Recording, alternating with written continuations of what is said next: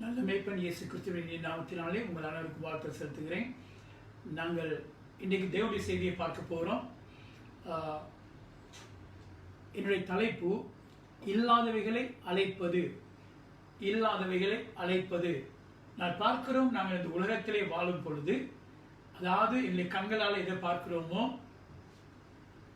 எங்களை காதுகளாலே எவைகளை கேட்கிறோமோ, எங்களை நாவுகளினாலே எதை ருசிக்கிறோமோ, எங்களை சரீரத்திலே நாங்கள் எதை உணர்கிறோமோ, இவைகளை நாங்கள் உண்மையாகவே அல்லது நாங்கள் எங்கள் மூக்கிலே நாங்கள் எவைகளை முகருகிறோமோ, இவைகளை பற்றி நாங்கள் பேசி பழகுவது உண்டு. வழக்கமாய் நாங்கள் காண்கிற காரியங்களை பேசி பேசி பேசி அதுக்கு பழகிவிட்டோம். ஆனால் வேதாகமம் எங்களை வாழ்க்கையிலே நாங்கள் வித்தியாசமாய் நடக்க வேண்டும் என்பதை குறித்து தொடர்ச்சியாக ஆதியாகமம் முதல் வெளிப்படுத்தல் மட்டும் பார்ப்பீர்களா இருந்தால் அங்கு வேதாகமத்திலே 66 புஸ்தகங்களையுமே பார்க்கலாம். வித்தியாசமாக தேவன் எங்களை நாவுகளை பயன்படுத்தும்படியாக, அதாவது நான் பார்க்கிறோம், நாங்கள் காண்கிறவரை பேசுவதனாலே அதிலே உண்மையாகவே உலகத்தில் காண்கிற அநேகமான காரியங்கள் அழிவை குறித்தும் நாசமோசமான காரியங்களை குறித்தும் பாதிப்பை குறித்தும் இப்படிப்பட்டதான எங்களின் வாழ்க்கைக்கு தாக்கல்களை கொண்டு வரக்காரதான காரியங்கள் தான் நடந்து கொண்டிருக்கிறது. அவைகளை நாங்கள் பேசுவோமா இருந்தால் அந்த காரியங்களை நாங்கள் எங்களுடைய வாயிலை பேசுவது கூடாக எங்களுடைய வாழ்க்கையில மாத்திரமல்ல, எங்களுடைய குடும்பத்திலே மாத்திரமல்ல, எங்களுடைய சமுதாயத்திலே மாத்திரமல்ல, எங்களுடைய தேசத்திலே கூட இந்த காரியங்கள் பெருக வைக்கிறோம். எங்களுடைய நாவிலாலே பேசுகிற காரியங்கள் பாருங்கள், நாங்கள் அழைக்கிற காரியங்கள் என்ன, நாங்கள் பேசுகிற காரியங்கள் என்ன? வேதத்தை வாசித்து பார்ப்போம். 1 கொரிந்தியர் 1 அதிகாரம் 26 வசனம் முதல் 28 வசனம் வரையும். 1 கொரிந்தியர் 1 அதிகாரம் 26 வசனம் முதல் 28 வசனம் வரையும். எப்படியெனில் சகோதரரே, நீங்கள் அழைக்கப்பட்ட அழைப்பை பாருங்கள். மாம்சத்தின்படி ஞானிகள் அநேகர் இல்லை, வல்லவர்கள் அநேகர் இல்லை, பிரபுக்கள் அநேகர் இல்லை. ஞானிகளை வெட்கப்படுத்தும்படி தேவன் உலகத்தில் பைத்தியமானவர்களை தெரிந்து கொண்டார். பலமுள்ளவைகளை வெட்கப்படுத்தும்படி தேவன் உலகத்தில் பல வீணமானவைகளை தெரிந்து கொண்டார். உள்ளவைகளை அவமாக்கும்படி உலகத்தில் இழிவானவைகளையும் அற்பமாய் எண்ணப்பட்டவைகளையும் இல்லாதவைகளையும் தேவன் தெரிந்து கொண்டார். இந்த விஷயத்தை, இந்த வசனத்தை பார்க்கும் பொழுது உண்மையாகவே தேவன் இந்த ஒழுங்குமுறையை, இந்த நெறிமுறையை உண்மையாக எங்கள் வாழ்க்கையில வைத்திருக்கிறார். அது தேவன் தேர்ந்தெடுத்த விதம். அப்படித்தான் தேவன் செயல்பட போறேன் என்று சொல்லியிருக்கிறார். அவரே எங்களுக்கு உதாரணமாய் காண்பித்திருக்கிறார். அவர் எந்த விதமாய் செயல்படுறார் என்று சொல்லி இல்லாதவைகளை இருக்கிற போல அழைக்கிற தேவன். சரியா? இங்க பாருங்கள், அவர் சொல்றார் 28 வசனம், உள்ளவைகளை அவமாக்கும்படி உலகத்தின் இழிவானவைகளையும் அற்பமாய் எண்ணப்பட்டவைகளையும் இல்லாதவைகளையும் தேவன் தெரிந்து கொண்டார். இல்லாதவைகளை தேவன் தெரிந்து கொண்டார். இந்த உலகத்தில் இருக்கிற காரியங்களை அற்பமாய், ஒரு வேதம் சொல்கிறது, உண்மையாகவே இல்லாதவை இந்த உலகத்திலே இருக்கிற காரியங்களை, சரியா, நாங்கள் கண்களால் பார்க்கக்கூடிய காரியங்களை பூஜ்யத்துக்கு கொண்டு வர தேவன் இல்லாதவைகளை எடுத்து பயன்படுத்தியிருக்கிறாராம். அப்படியா இருந்தால் நாங்கள் உண்மையை கவனிக்க வேண்டிய முக்கியமான காரியம் என்றால், உண்மையாகவே இந்த உலகத்திலே நாங்கள் அதாவது இயற்கையான கண்களினாலே என்னென்னத்தை பார்க்கிறோமோ அந்த காரியங்கள் தேவனுடைய வார்த்தைக்கு ஒத்து போகாமல் இருக்குமா இருந்தால், தேவனுடைய வசனத்துக்கு ஏற்றவண்ணமா இருக்காவிட்டால், அந்த காரியங்கள் நிச்சயமாய் இல்லாத காரியத்தினாலே அதை மாற்ற வேண்டும். எப்படி மாற்றுவது? ஒரே ஒரு வழிதான், தேவனுடைய வார்த்தை. தேவனுடைய வார்த்தை கூட என்ன செய்ய வேண்டும்னா பூஜ்யத்தை கொண்டு வர வேண்டும். சரியா? அப்ப இதை முதல்ல வச்சுக்கொள்ளுங்க, மனதில் வச்சுக்கொள்ள வேண்டியது, இது நான் தேர்ந்தெடுத்த வழி அல்ல, அதை நான் ஒழுங்குபடுத்தின வழி அல்ல, இது தேவன் அமைத்த வழி, இது தேவன் ஒழுங்குபடுத்தின காரியம். நாங்கள் எந்த விதமாய் இந்த உலகத்திலே செயல்பட வேண்டும் என்று குறிச்சு. சரியா? அப்ப நான் பார்க்கிறேன் சொன்னா, தேவன் ஆவியானவர். இந்த ஆவியான தேவன் இந்த உலகத்தில் இயற்கையின் உலகத்திலே மாற்றத்தை ஏற்பட வேண்டுமா இருந்தால் ஆவிக்குரிய வல்லமையினாலே அந்த காரியங்களை மாற்றி அமைக்கிறார். அதாவது ஆவிக்குரிய வல்லமை எங்களுடைய வாழ்க்கையில் கூட செயல்படும் பொழுது இயற்கைக்கு கூட இயற்கையினாலே, அதாவது பார்க்கக்கூடிய காரியங்கள், உணரக்கூடிய காரியங்கள், ருசிக்கக்கூடிய காரியங்கள், முகர்க்கக்கூடிய காரியங்கள், கேட்கக்கூடிய காரியங்கள், எந்த காரியமா இருந்தாலும் கூட அந்த காரியத்தை உண்மையாகவே எங்களுக்கு அந்த காரியங்கள் சரிவராட்டி, அந்த காரியங்கள் எங்களுடைய வாழ்க்கையிலே நன்றா இருக்காவிட்டால், அந்த காரியங்கள் எங்களுடைய வாழ்க்கையிலே உண்மையாகவே ஆசீர்வாதத்தை கொண்டு வராமல் பாதிப்பை கொண்டு வருமா இருந்தால், அந்த காரியங்களை ஆவிக்குரிய ஒழுங்குமுறையிலே ஆவிக்குரிய வல்லமையை கொண்டு அவைகளை மாற்றி அமைக்க வேண்டும். அதான் தேவன் விரும்புகிற காரியம். அது தேவனுடைய ஒழுங்கு. சரியா? அதாவது இன்னொருத்தர் சொல்ல போனா, நான் ஏற்கனவே சொன்னமாக தேவனுடைய வாக்கு தத்துவத்துக்கு ஏற்ற வண்ணமாக அல்லது தேவனுடைய வசனத்துக்கு ஏற்ற வண்ணமாக எங்களுடைய சூழ்நிலைகள் அமையாவிட்டால் அவைகளை நிச்சயமாய் தேவனுடைய வார்த்தையை கொண்டு மாற்ற வேண்டும். சரியா? இப்ப உங்களுடைய வாழ்க்கையில் ஒரு பிரச்சனை இருக்குமா இருந்தா, சரியா, அதான் இயற்கையாக உங்களுடைய வாழ்க்கையிலே ஏதாவது பிரச்சனைக்கு முகம் கொடுத்துருப்பீங்களா இருந்தா, அது வியாதியா இருக்கலாம், குடும்ப பிரச்சனையா இருக்கலாம், பண பிரச்சனையா இருக்கலாம், தொழில் பிரச்சனையா இருக்கலாம், சமுதாய பிரச்சனையா இருக்கலாம். எதுவா இருந்தாலுமே உங்களுடைய வாழ்க்கைக்கு அது தொல்லையா இருக்குது, உங்களுடைய வாழ்க்கையிலே அது பிரச்சனையா இருக்கு, அதுல இருந்து விடுதலை பெற வேண்டும், அந்த காரியத்திலிருந்து நான் முற்றிலுமாய் உண்மையாக விடுதலை பெற வேண்டும் என்று நீங்கள் உணர்வீர்களா இருந்தால், அந்த காரியங்களை நீங்க என்ன செய்யணும் என்றால் உண்மையாகவே அதாவது நான் சொல்ற வண்ணமாக உங்களுடைய கண்களை பார்த்து அந்த தினம் பார்த்து இயற்கை பார்த்து கொண்டிருக்கிற காரியங்கள் உங்களுடைய வாழ்க்கைக்கு வேதனை கொடுத்து கொண்டிருக்குமா இருந்தால், சரியா, நீ நினைச்சு கொள்ளுங்க, உங்களுடைய கண்களால் பார்க்க மட்டும், சரியா, உங்களுடைய கண்களால் பார்க்க மட்டும் அவை அங்கு இருக்கும். ஆனால் தேவன் எங்களை இன்னொரு விதத்திலே பார்க்கும்படியாக விசுவாசத்தின் கண்களினாலே நாங்கள் எதிர்பார்க்கிற பதிலை பார்த்து அதுக்கு அந்த கண்களால் இயற்கையின் கண்களால் பார்த்து இயற்கையின் காரியங்களை மாற்றத்தை ஏற்படுத்த வேண்டுமா இருந்தால் அதற்கேற்ற வண்ணமாக ஆவிக்குரிய வல்லமையை எங்களை வாழ்க்கையில் செயல்படுத்த வேண்டும். அப்படி செயல்படுத்தினால் மாத்திரம்தான் அந்த சூழ்நிலை எதுவா இருந்தாலும் அது மாற்றக்கூடிய தன்மை கொண்டு வரலாம். வாட்சி பாருங்க, 2 கொரிந்தியர் 4ஆம் அதிகாரம் 13ஆம் வசனமும் 17ஆம் 18ஆம் வசனம் பாருங்கள். 2 கொரிந்தியர் 4ஆம் அதிகாரம் 13ஆம் வசனம் சொல்கிறது, விசுவாசித்தேன் ஆகையால் பேசினேன் என்று எழுதியிருக்கிறபடி நாங்களும் அந்த விசுவாசத்தின் ஆவியை உடையவர்களாய் இருந்து விசுவாசிக்கிறபடியால் பேசுகிறோம். காணிச்சு பாத்தீங்களா? விசுவாசித்தேன் ஆகையால் பேசினேன் என்று எழுதியிருக்கிறபடி நாங்களும் அந்த விசுவாசத்தின் ஆவியை உடையவர்களாய் இருந்து விசுவாசிக்கிறபடியால் பேசுகிறோம். எங்களை வாயிலே நாங்கள் எதை பேசுகிறோமோ அதை தான் நாங்கள் விசுவாசிக்கிறோம். அவை கண்களால் இயற்கையின் கண்களால் எதை பார்க்கிறோமோ அதுதான் பேசுவோம். இயற்கையின் காதுகளினாலே நாங்கள் எவைகளை கேட்கிறோமோ அதைத்தான் நாங்கள் பேசுவோம். சரியா? இயற்கையாகவே எங்களின் மூக்கினாலே எவைகளை முகர்கிறோமோ அவைகளைத்தான் நாங்கள் பேச போகிறோம்.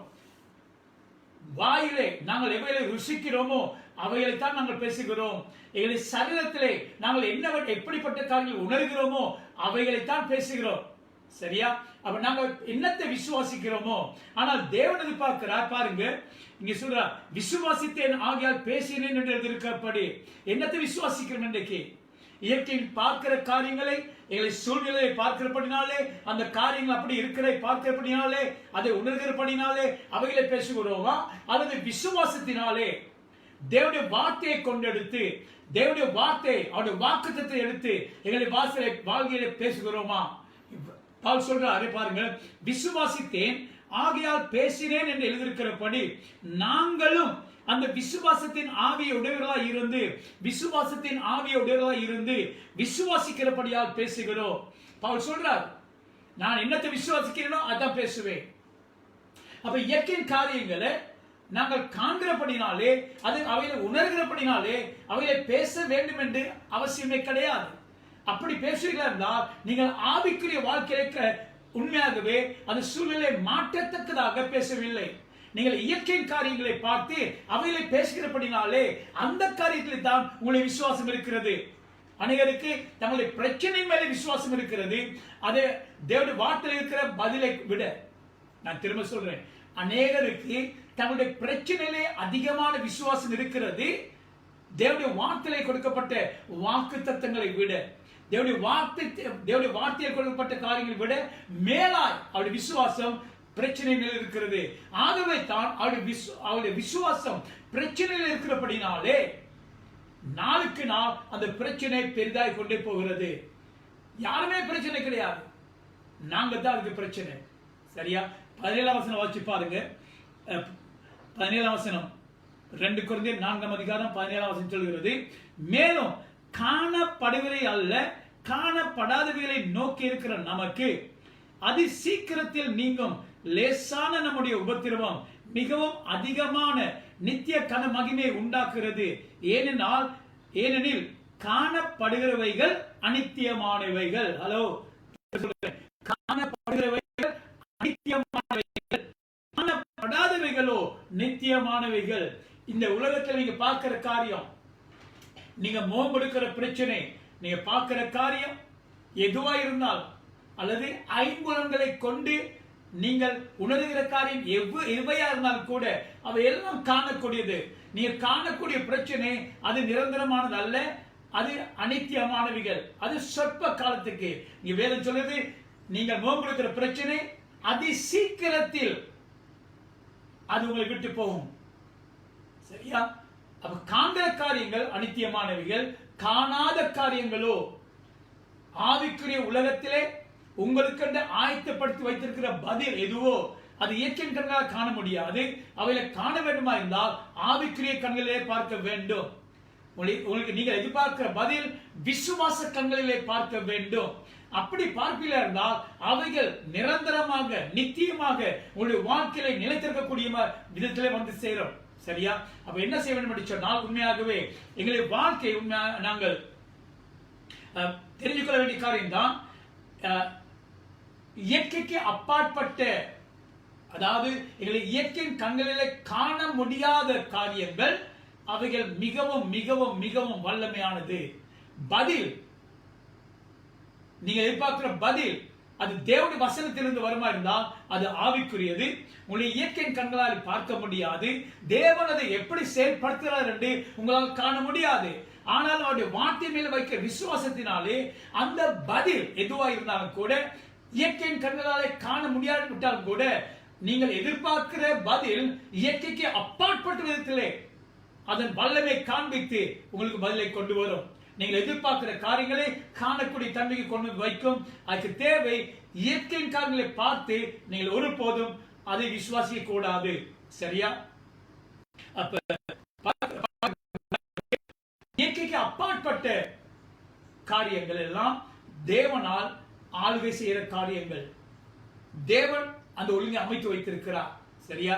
அப்ப பாருங்க, என்ன செய்யணும்னா, இந்த காரியங்கள் என்னது, காண முடியாத காரியங்களை விசுவாசிப்பது அது தேவன் வைத்திருக்க ஒழுங்குமுறை. அது தேவன் தான் அனுமதித்திருக்கிறார். சரியா? அப்ப ஆண்டவர் அந்த விதத்தில் செயல்படுவார் இருந்தால் நாங்கள் அதை செயல்படுத்த பார்க்க வேண்டும். உதாரணம் வச்சு பாருங்க. ஆதியாகமம் 1ஆம் அதிகாரம் 1ஆம் வசனம் சொல்கிறது, ஆதியிலே தேவன் வானத்தையும் பூமி சிருஷ்டித்தார். கடிச்சு கொள்ளுங்க. ஆதியிலே தேவன் வானத்தையும் பூமி சிருஷ்டித்தார். 2ஆம் வசனம் சொல்றது, பூமியானது ஒழுங்கின்மையும் வெறுமையுமா இருந்தது. சரியா? அப்ப ஆண்டவர் வானத்தையும் பூமி சிருஷ்டித்த பிறகு பூமியானது ஒழுங்கின்மையா இருந்துச்சு. பிரயோஜனப்பட முடியாத விதத்திலே பாலடைந்த ஸ்தானமாக பூமி இருந்தது. சரியா? இப்ப தேவன் அதை பார்த்து, ஐயோ பூமி இப்படி பாலடைஞ்சு போயிருக்கே, இந்த பூமி எந்த பிரயோஜனத்தும் எதுவுமே பிரயோஜனப்படுத்த முடியாத அளவில் இருக்குது என்று அதை பற்றி பேசவே இல்லை. அது இருக்கிறது, இயற்கை கண்களை பார்க்கக்கூடிய விதத்தில் இருக்கிறது. ஆனால் தேவன் அதை பார்த்து பேசாத படிக்கு வெளிச்சம் உண்டாக கடவுது என்றார். முதல் வாசம் சொல்றது, ஆதியிலே தேவன் வானத்தின் பூமி சிருஷ்டித்தார். பூமியானது ஒழுங்கின்மையும் வெறுமையுமா இருந்தது. ஆழத்தின் மேல் இருள் இருந்தது. ஜலத்தின் மேலே ஆவியான அசைவாடி கொண்டிருந்தார். சரியா? அப்ப இருள் சூழ்ந்த இந்த உலகத்திலே தேவன் பார்த்து இருளை பற்றி பேசவே இல்லை. அவர் என்ன செய்ய பேசினார்? அதற்கு மாறாக வெளிச்சம் உண்டாக கடவுது என்றால் வெளிச்சம் உண்டாயிற்று. அதுக்கு பிறகு அந்த வார்த்தைகளை பேச பேச பேச என்னென்ன காரியங்கள் இந்த பூமியில இல்லையோ அந்த காரியங்களை பேசாத படிக்கு தேவன் என்ன காரியம் தேவையோ அவைகளை பேசினபடினால்தான் இந்த இன்னைக்கு நீங்களும் நான் பார்க்கிற உலகம், வாழ்கிற உலகம் இப்படி இருக்கிறது. பாத்தீங்களா வித்தியாசத்தை? அந்த ஒழுங்கு அது தேவன் அமைத்து வைத்திருக்கோம். தேவன் அமைத்து வைத்திருக்க ஒழுங்குமுறை தான் அது. அதே ஒழுங்குமுறை தான் இயேசு கிறிஸ்து பின்பற்றினார். அதே ஒழுங்குமுறை தான் இயேசு கிறிஸ்து பின்பற்றினார். இயேசுடைய வாழ்க்கையை பார்ப்பீங்களா இருந்தா, அவர் செய்த காரியம் எல்லாவற்றையும் பார்த்துப்பீங்களா இருந்தா, இது தேவனுக்கு, அதாவது நான் இன்னொரு சொல்ல போறேன், அதாவது தேவன் இந்த பூமியில ஒரு காரியத்தை செய்ய முன்பதாக அவர் பேசுவார். தேவன் இந்த உலகத்தில் ஒரு காரியத்தை செய்ய முன்பதாக ஒன்றில் தீர்க்க தரிசனமாக பேசியிருப்பார், அல்லது அந்தந்த நேரத்திலே என்ன காரியம் நடக்க வேண்டுமோ அதற்கேற்ற பேசியிருக்கிறார். யோசிச்சு பாருங்க. நீங்கள் ஏசாயா புஸ்தகத்தில் போய் பார்ப்பீங்களா இருந்தா, சரியா? ஏசாயா புஸ்தகம் இயேசு கிறிஸ்து இந்த பூமியில பிறக்க முன்பதாகவே, நான் நினைக்கிற கிட்டத்தட்ட 500 வருஷங்களுக்கு முன்பதாகவே ஏசாயா தீர்க்கதரிசி இயேசுடைய பிறப்பை குறித்து பேசுறார். எப்படி பேசுகிறார்? இதோ கன்னியின், யோசிச்சு பாருங்க, ஏசாயா தீர்க்கதரிசி கூட தேவன் பேசுறார். ஒரு கன்னியின் வயிற்றிலே ஒரு குமாரன் பிறப்பார். இயேசு கிறிஸ்து அதுக்கு அதே போல மரியாள் கன்னியுடைய வயிற்றிலே 500 ஆண்டுகளுக்கு பிறகு வந்து பிறக்கிறார். அந்த இயேசு பிறக்க முன்பதாகவே பிதாவாகிய தேவன் தீர்க்க தரிசனமாக பேசியிருக்கிறார். தேவன் பேசாம ஒரு கருத்தை செய்ய மாட்டார். அதே போல அதே ஒழுங்கத்தான் இயேசு கிறிஸ்து பின்பற்றினார். என்ன இயேசு சொன்னா, நான் செய்கிற கிரியை எல்லாமே என்னுடைய பிதா சொன்ன கிரியைகள், நான் பேசுகிற சகல காரியங்களும் என்னுடைய பிதா சொன்ன காரியங்கள். என்னுடைய சுயத்தினால் நான் ஒன்றும் செய்யவில்லை, நான் என்னுடைய சுயத்தினால் நான் ஒன்றும் பேசவில்லை. நான் என்னுடைய பிதாவை நான் பின்பற்றி வருகிறேன். அவர் எந்த விதமாக செயல்பட்டாரோ அதே விதமாக தான் நான் செயல்பட்டு வருகிறேன். அதை பின்பற்றின பவுல் கூட அதே வண்ணமாகத்தான். நீங்க வாசி பார்க்கலாம். இப்ப அவர் தான் சொல்லி வர்றார் இந்த வாசகங்கள் எல்லாம், நான் வாசிக்க பகுதியெல்லாம். சரியா? அப்ப தேவன் அந்த விதம் செயல்பட்டு பாரா இருந்தா, இல்லாதவைகளை இருக்கிற போல அழைக்கிற தன்மை தேவன் உருவாக்கி இருப்பாரா இருந்தா, இயேசு கிறிஸ்து இல்லாதவைகளை இருக்கிற தன்மை கொண்டு வந்திருப்பாரா இருந்தா, பவுல் அப்போஸ்தலன் இல்லாத காரியங்கள் இருக்கிற போல வெளிப்பாடை பெற்றுக்கொண்டு பேசியிருப்பானா இருந்தா, நீங்களும் நானும் அதை நிச்சயமாய் செய்ய முடியும். சரியா? பாருங்க, ரோமர்கள் புஸ்தகத்திலே ரோமருக்கு நிருபம் 4ஆம் அதிகாரம் 17ஆம் வசனம். ரோமர் 4ஆம் அதிகாரம் 17ஆம் வசனம் சொல்கிறது, அநேக ஜாதிகளுக்கு உன்னை தகப்பனாக ஏற்படுத்தினேன் என்று எழுதியிருக்கிறபடி அவன் தான் விசுவாசித்தவருமாய் மரித்தோரை உயிர்ப்பித்து இல்லாதவைகளை இருக்கிற போல அழைக்கிறதுமாய் இருக்கிற தேவனுக்கு முன்பாக நம்ம எல்லாருக்கும் தகப்பனானான். பாத்தீங்களா? அவன் எப்படி விசுவாசிக்கிறான்? அவன் தான் விசுவாசித்தவருமாய் மரித்தோரை உயிர்ப்பித்து, மரித்த மனுஷனுக்கு இயற்கையா பார்க்கிற கண்களை மறைச்சிருப்பான். அவன் பார்க்கிறான், ஒரு மனுஷன் செத்திருந்தால் கூட அவரை உயிர்ப்பிக்கக்கூடிய வல்லமை தேவனத்தில் உண்டு. இல்லாதவைகளை இருக்கிற போல அழைக்கிற தேவன், இல்லாதவைகளை இருக்கிற போல அழைக்கிற தேவன். இப்ப நீங்க முகம் கொடுக்கிற பிரச்சனை எதுவா இருந்தாலும் கூட, நீங்க சந்தித்திருக்கிற சூழ்நிலை எதுவா இருந்தாலும் கூட, இயற்கையின் கண்களாலே பார்த்து அந்த காரியங்கள் உங்களை வேதனைக்கு உட்படுத்திக் கொண்டிருக்குமா இருந்தால், அந்த காரியங்களை நீங்கள் பார்க்காத படிக்கு இல்லாத காரியம், அந்த சூழ்நிலை விட இல்லாத காரியம் என்னது? நீங்கள் எதிர்பார்க்கிற பதில் உங்களுடைய வாழ்க்கைக்கு நன்மை ஏற்பட வேண்டும், நீங்கள் வாழ்ந்து நலமாய் இருக்க வேண்டும் என்கிற அந்த வாஞ்சை இருக்குமா இருந்தால், அந்த தாகம் இருக்குமா இருந்தால், அந்த ஆசை இருக்குமா இருந்தால், அந்த இல்லாத காரியங்களை தேவனுடைய வாக்குத்தத்தத்தில் இருந்து எடுத்து அவைகளை நீங்கள் பார்க்க, அவைகளை குறித்து பார்த்து அவைகளை பேசுவீர்களா இருந்தால் அந்த சூழலை மாற்றும். நீ பாருங்க, அநேக ஜாதிகளுக்கு உன்னை தகப்பனாக ஏற்படுத்தினேன் என்று எழுதியிருக்கிறபடி அவன் தான் விசுவாசித்தவருமாய் மரித்தோரை உயிர்ப்பித்து இல்லாதவைகளை இருக்கிற போல அழைக்கிறவருமாய் இருக்கிற தேவனுக்கு முன்பாக நம் எல்லாருக்கும் தகப்பனானான். பாத்தீங்களா? அப்ப நான் பார்க்க என்ன சொன்னால், அப்ப நீங்க இதுல ஒரு காரியம் தெரிஞ்சுக்கொள்ளணும்.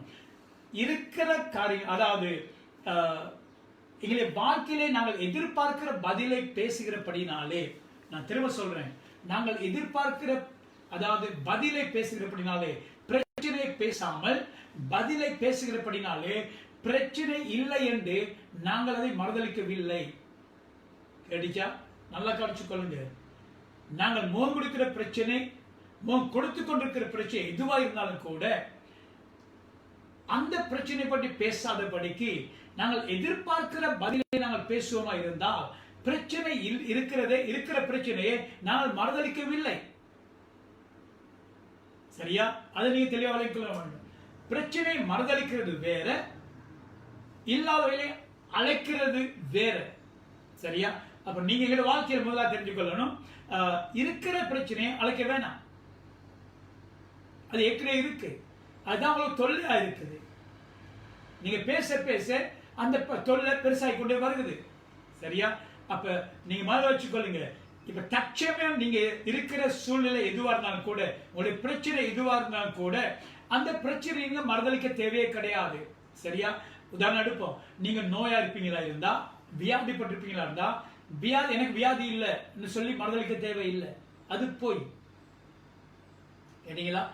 வியாதி உங்களுடைய சரத்துல இருக்கத்தக்கதாக எனக்கு வியாதி இல்லை, எனக்கு வியாதி இல்லை, எனக்கு வியாதி இல்லை சொல்லுவது அது போய். தேவன் அப்படி சொல்லவில்லை. சரியா? அப்ப அதுக்கு பதிலாக நீங்க என்ன செய்ய சொன்னால், உண்மையாகவே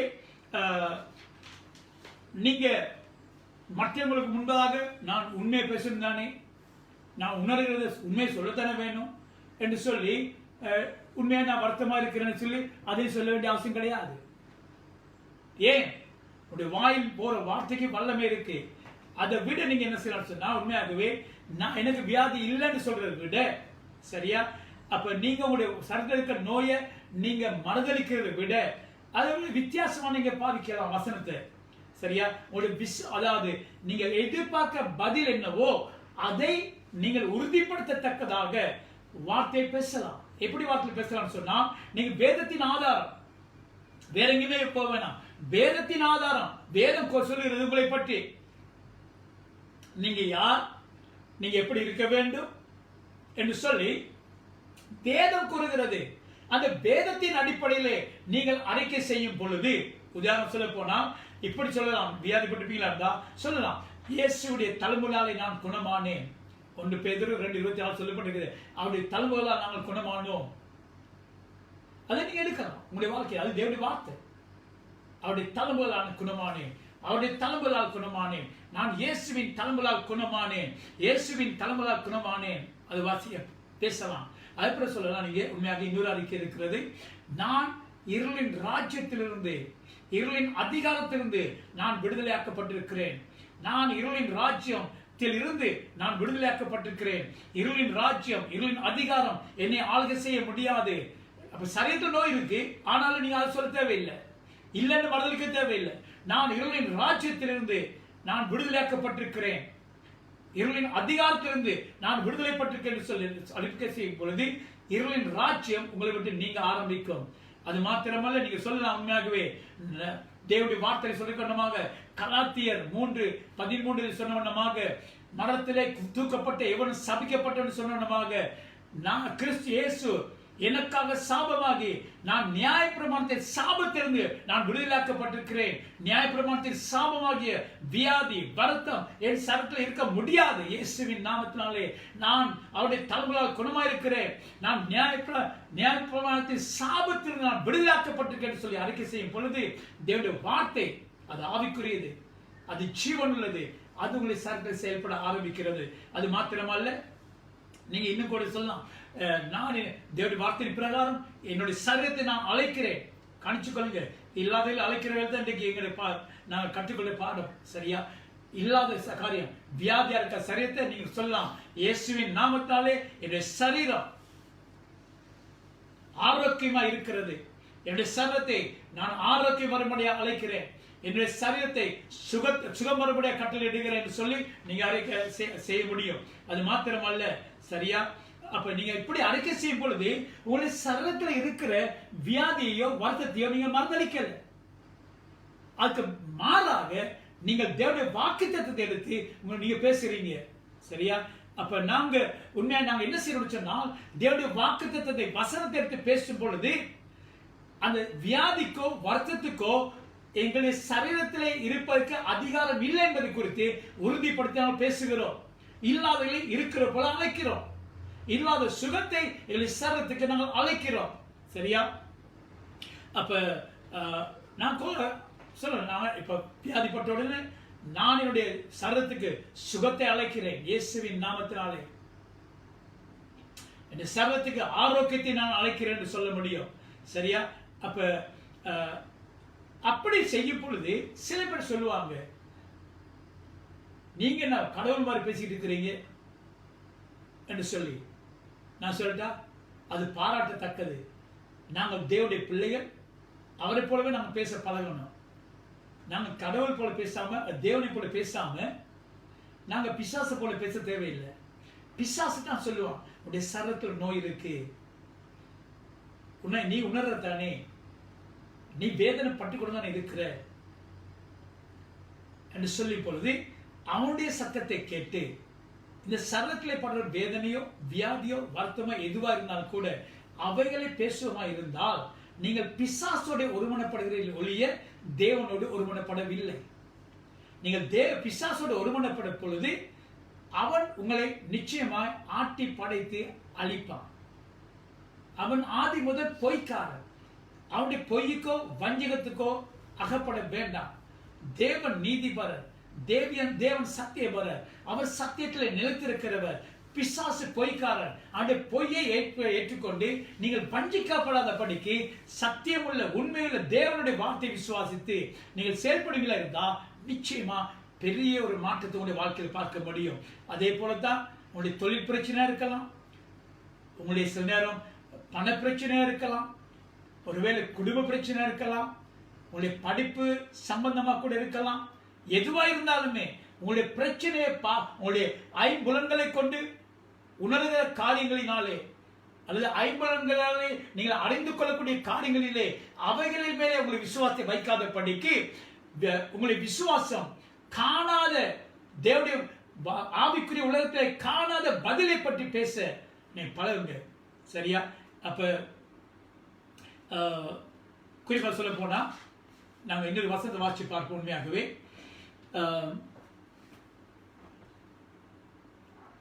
என்ன சொல்ல போனா, நாங்கள் வாழ்க்கையில் பிரச்சனை வர நேரம் சில நேரங்களில் நாங்கள் மோங்கோடு போய் தெரியுமா, எல்லா நம்பிக்கையும் இழந்து போன தன்மைக்கு தள்ளப்படுவோம். வைத்தியர் கூட சொல்லிடுவாங்க, இனி எங்களால் ஒன்றும் செய்ய முடியாது, கைவிட்டுருவாங்க. சரியா? ஒரு நம்பிக்கை அந்த இடத்துல இருக்காது. சில நேரங்களில் பொருளாதாரத்தில் கூட எல்லா விதத்திலும் நீங்க முயற்சித்து பார்த்து எல்லா இடத்துலையும் கைவிடப்பட்ட நிலைமையில தள்ளப்பட்டிருக்கலாம். சில நேரத்தில் உங்களுடைய குடும்ப பிரச்சனையா இருந்தாலும் கூட, உங்களுடைய உறவுமுறை சம்பந்தத்தில் கூட, உண்மையா சொல்ல போனா எல்லா முயற்சித்தும் கைவிடப்பட்ட நிலைமை இருக்கலாம். ஆனால் தேவன் ஒருபோதும் உங்களை கைவிட மாட்டார். அதை மனதில் வச்சுக்கொள்ளுங்க. சரியா? அப்ப நீங்க ஒருவேளை செய்யலாம், நம்பிக்கை இல்லாத இடத்துல தேவனுடைய வார்த்தையை கொண்டு நீங்க நம்பிக்கை ஒன்று உருவாக்க முடியும். வாட்சி பாருங்க, ரோமர்கள் நிருபத்தில் 4ஆம் அதிகாரம் 18ஆம் வசனம். சரியா? 17ஆம் வசனம் வாசிச்சோம். இல்லாதவர்கள் இருக்கிற போல அழைக்கிற தேவனை அவன் விசுவாசித்தான் என்று ஆபிரகாம். 18ஆம் வசனம் சொல்கிறது, உன் சந்ததி இவ்வளவா இருக்கும் என்று சொல்லப்பட்டபடியே தான் அநேக ஜாதிகளுக்கு தகப்பனாவதை நம்புவதற்கு, பாத்தீங்களா, அநேக ஜாதிகளுக்கு தகப்பனாவதை நம்புவதற்கு ஏதுவில்லாதிருந்தும் அதை நம்பிக்கையோட விசுவாசித்தான். அந்த நம்பிக்கை, அதாவது நாம் கீழே வாசி பார்த்தா அவனுக்கு உண்மையாகவே சாராளுடைய கற்பம் செத்து போயிருக்கு. ஆபிரகாமுக்கு 100 வயது, 99 வயது. உண்மையாக சொல்ல போனா நம்பிக்கை இல்லை, குழந்தை பெற முடியாது. தேவன் வாக்குத்தத்தம் கொடுத்திருக்கிறார், ஆனா சரீரம் சொல்ல முடியாது. 100 வயது கிழவர் சாராள் உண்மையாக அவளுடைய சரத்தை பார்த்தாக்க அவருடைய கற்பம் செத்து போயிடுச்சு, இனி குழந்தை படைக்க முடியாது, நம்பிக்கை கிடையாது. ஆனால் இங்க பார்க்கிறோம், அவன் நம்பிக்கைக்கு ஏதுவில்லாது இருந்த போதிலும் கூட அதை நம்பிக்கையோட, பாருங்க, அவன் நம்பிக்கையோட விசுவாசித்தான். அந்த நம்பிக்கை எங்கிருந்து வந்துச்சு? அவனுக்கு ஒரே ஒரு நம்பிக்கை தான், தேவன் பொய்யுரையாத தேவன், தேவன் மனமாறாத தேவன், தேவன் வாக்கு கொடுத்தால் நிச்சயமா நிறைவேற்றுவார். அது வார்த்தையில் மேல் தான் நம்பிக்கை வச்சான். இயற்கையாக நம்பிக்கை இல்லை, ஆனா வார்த்தையை கொண்டு, தேவனுடைய வார்த்தையை கொண்டு உருவாக்கி கொண்டான். அதே விதமாக நீங்கள் உங்களுடைய வாழ்க்கையில நம்பிக்கையே இல்லை, இந்த காரியம் நடக்காது, சரி வராது, வாராலும் முடியாது என்ற கைவிடப்பட்ட தன்மையில் தள்ளப்பட்டிருப்பீங்களா இருந்தா தேவனுடைய வார்த்தை எடுங்க. தேவனுடைய வார்த்தை கூடாக உங்களுக்கு ஒரு நம்பிக்கை உருவாக்க முடியும். இன்னைக்கு அநேக பேர் அதை செய்ய தவறி விடுறாங்க. சரியா? அப்ப ஆபிரகாமுக்கு முடியுமா இருந்தா உங்களுக்கு முடியும். ஆபிரகாம் நம்ம போல சாதாரண ஒரு மனுஷன், அவன் அப்படி செய்திருப்பான் இருந்தா, அதை தேவன் கனப்படுத்தியிருப்பான் இருந்தா, நிச்சயமா உங்களுடைய நம்பிக்கையும் வீண் போகாது. சரியா? பாருங்க, ஆபிரகாம் உண்மையாகவே தேவனுடைய வசனத்தின் பிரகாரம் அவன் செயல்பட்டான். தேவனுடைய வசனத்தின் பிரகாரம் அவன் செயல்பட்டான். ஒரு ஆள் பார்க்கலாம், லூக்கா சுவிசேஷத்துல பாருங்க, 1ஆம் அதிகாரத்துல, லூக்கா 1ஆம் அதிகாரம் 13ஆம் வசனத்துல பாருங்க. இங்கே சகரியா அவனுக்கு பிள்ளை இல்லை, ஆபிரகாம் போலவே தான் சகரியாவுக்கும் பிள்ளை இல்லை. பாருங்க என்ன நடக்க சொல்லி நினைக்கிறேன். 11ஆம் வசனம் வாசிச்சு பார்ப்போம்.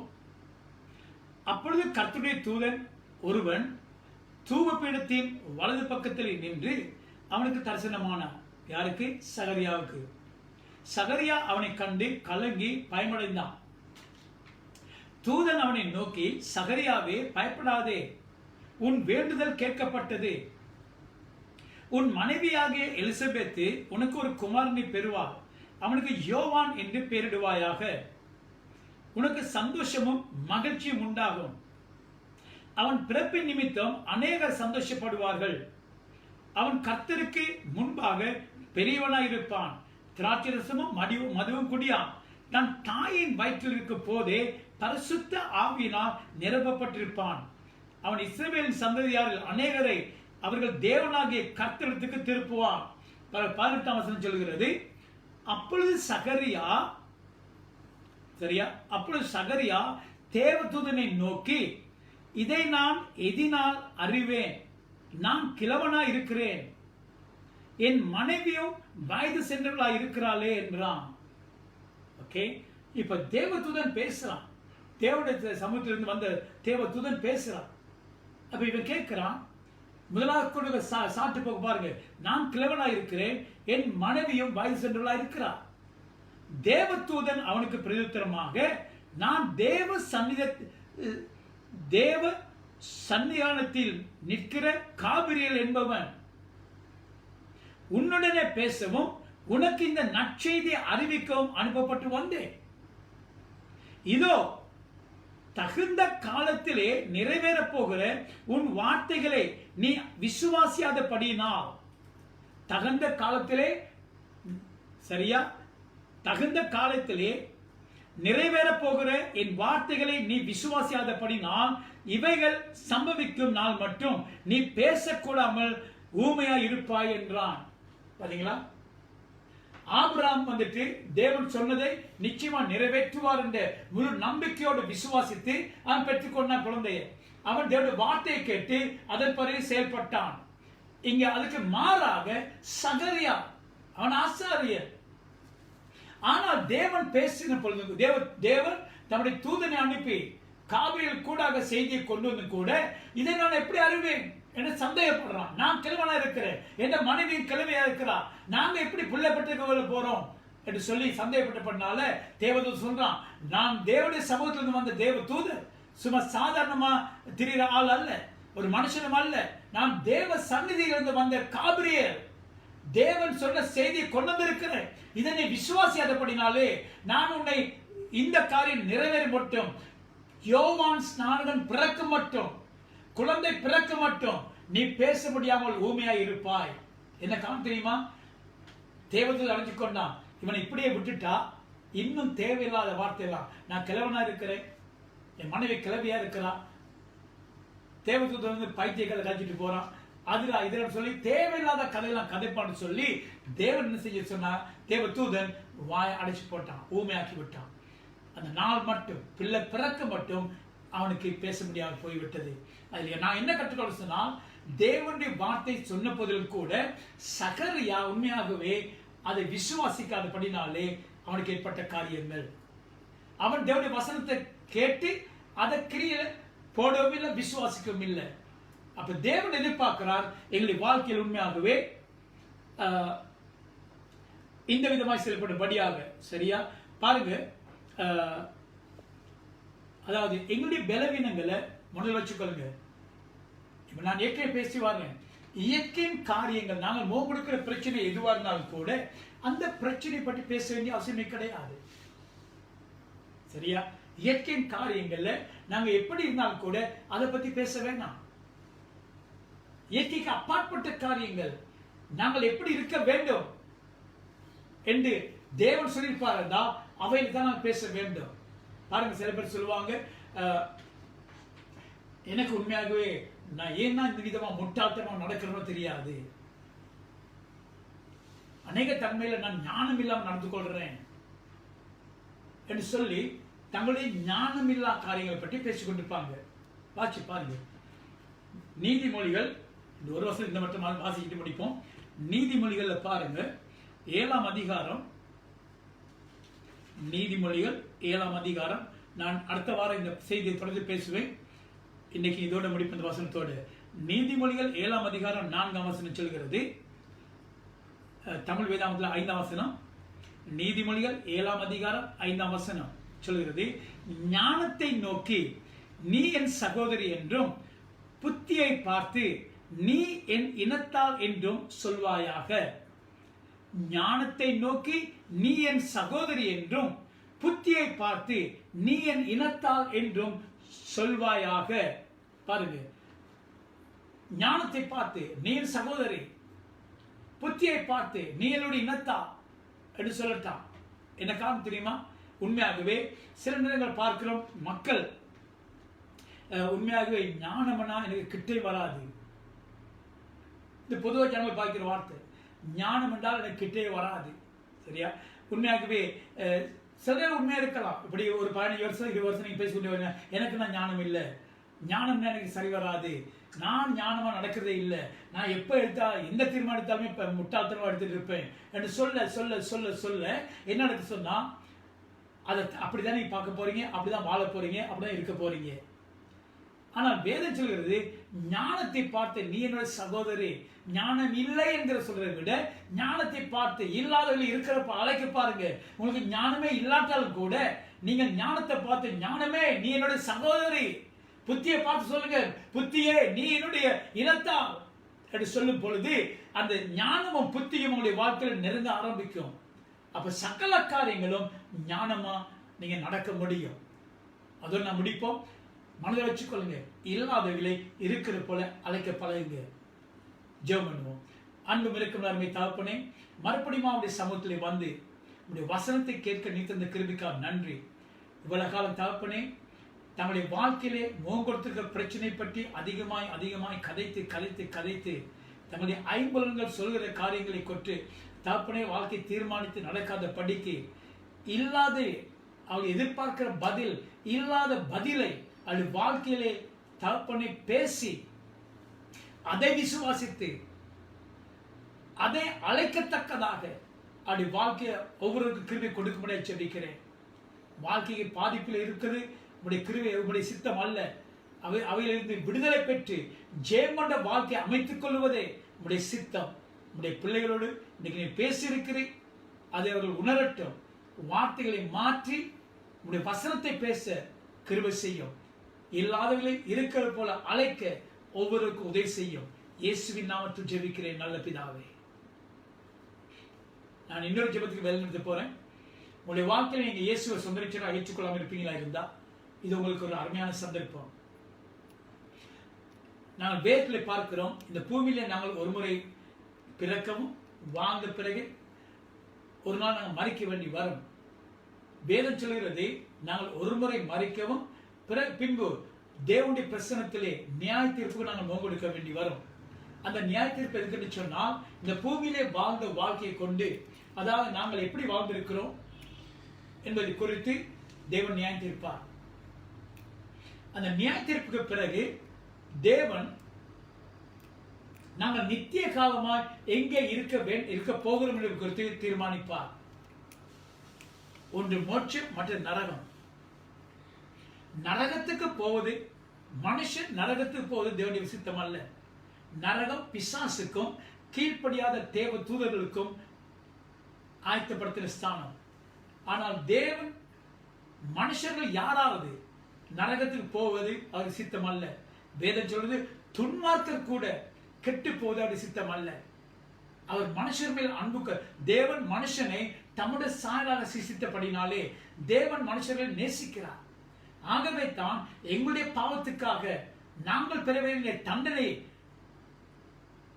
அவர் பெற்றுக்கொள்ளத்தக்கதாக அவர் மனுஷ ரூபம் எடுத்து இந்த பூமியிலே வந்து பிறந்தார். அவருடைய பேர் தான் இயேசு. இயேசு இந்த பூமியிலே நீதிமானாக வந்து பிறந்து, நீதிமானாக வாழ்ந்து, நீதிமானாக சிலுவையில் மரித்தார்.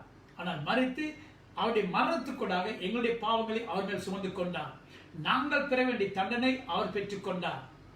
இன்னைக்கு தேவனை பார்க்கிற ஒரே ஒரு காரியம், உங்களுடைய வாழ்க்கையிலே கர்த்தராகிய இயேசுவை உங்களுடைய வாழ்க்கையிலே சொந்த ரட்சகராகவும் ஆண்டவராகவும் ஏற்றுக்கொள்ளும்படியாக ரோமர் 10 அதிகாரம் 9-10 சொல்கிறது, கர்த்தராகிய இயேசுவை உன் வாயினாலே அறிக்கை செய்து பிதாவாகிய தேவன் அவரை மரித்தொழுந்து உயிரோடு எழுப்பினார் என்று உன் இருதயத்தில் விசுவாசித்தால் நீங்கள் ரட்சிக்கப்பட முடியும் என்று சொல்லியிருக்கிறார்.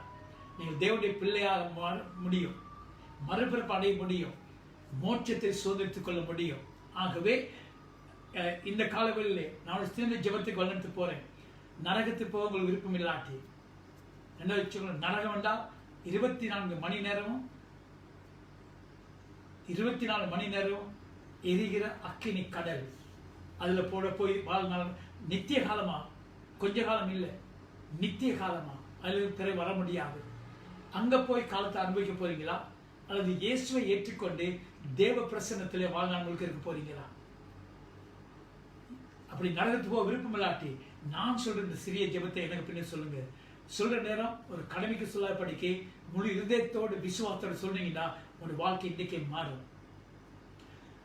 அன்பும் இரக்கமுள்ள அருமை தகப்பனே, நீர் என்மேல் அன்பு கூர்ந்தபடியினாலே உடைய குமாரனாகிய இயேசுவை இந்த பூமிக்கு அனுப்பி வைத்து நான் பெற வேண்டிய தண்டனை அவர் மேல் செலுத்தி நீர் என்னை மீட்டுக் கொண்டு போனால் நன்றி. இன்றைக்கு இயேசுவே கர்த்தர் என்று என் நாவினாலே அறிக்கை செய்கிறேன். பிதாவாகிய தேவன் அவரை மரித்தொழுந்து உயிரோடு எழுப்பினார் என்று என் இருதயத்தில் விசுவாசிக்கிறேன். இந்த ஜெபத்தை கேட்டுப்பனால் நன்றி. நான் மறுபிறப்பு அடைந்திருக்கிறேன், நான் தேவனுடைய பிள்ளை என்பதை உணர்கிறேன். இயேசுவின் நாமத்தில் பிதாவே. இந்த ஜெபத்தை பண்ணிருப்பீங்களா இருந்தா நீங்க தேவனுடைய பிள்ளை. இந்த நிமிஷம் முதல் உங்களுடைய பாவமெல்லாம் மன்னித்து அக்கிரமங்களாம் நீக்கப்பட்டு தேவன் அவருடைய பிள்ளையை அவங்களை ஏற்றுக்கொண்டிருக்கிறார். உங்களுடைய ஆவிக்குரிய வாழ்க்கையை நீங்க கட்டி எழுப்புங்க.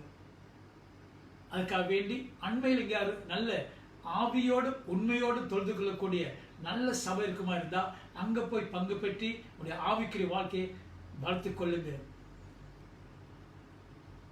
சிலைகள் வைத்திருக்க இடங்களுக்கு போக வேணாம்.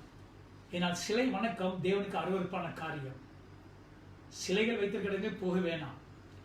ஆவியோடும் உண்மையோடும் தொழுது கொள்கிற ஆலயத்துக்கு போய் ஆவியில வளர்ந்து அப்படி ஒரு இடம் கண்டுபிடிக்க முடியாவிட்டால் நாங்கள் கீழே எங்களுடைய தொலைபேசி இலக்கத்தை கொடுத்திருக்கிறோம். அதற்கூடாக எங்களோட தொடர்பு கொள்வீங்கன்னா நாங்கள் உங்களுக்கு உதவி செய்ய முடியும். மீண்டுமாய் அடுத்த வாரம் இதே நேரத்திலே சந்திப்போம். தேவன் உங்களை ஆசீர்வதிப்பாராக.